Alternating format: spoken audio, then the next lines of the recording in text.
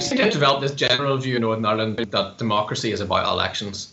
But as Lincoln said in his Gettysburg Address, democracy is really about government of the people, by the people, and for the people. And treating democracy as if it is just about elections leads to a lot of public frustration in that people don't see their preferences that they think they're expressing at the ballot box turned into action by our politicians and by government.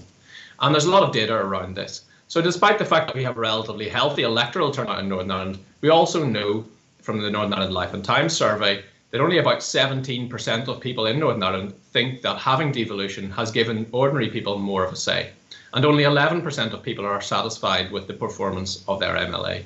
So that tells me that people want to have a say, but that elections aren't working properly as a way of giving them that say. And that's where something like a citizens' assembly should come in.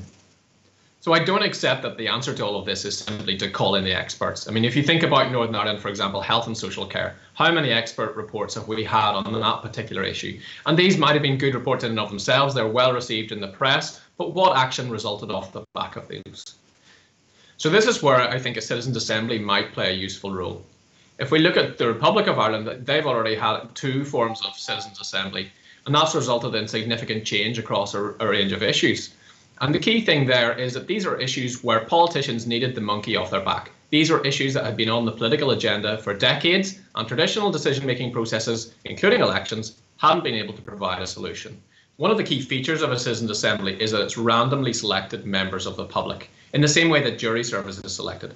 So nobody can accuse a citizens' assembly of being an assembly of the great and the good, like the Civic Forum and any other previous bodies might have been accused of being. And the other thing that it really shows, I think anyway, is that ordinary members of the public are perfectly capable of dealing with complex challenges. So this has done 2 things. It's allowed fresh thinking to emerge around particular issues, and it's allowed politicians, even in the context where they might not feel able to support the position adopted by a citizens' assembly, to get out of the way and to allow the change to occur. Democracy is not about elections, and in failing to deal with even mundane day-to-day issues, we are storing up a lot of public frustration. I believe an initiative like a citizens' assembly can help unlock our future.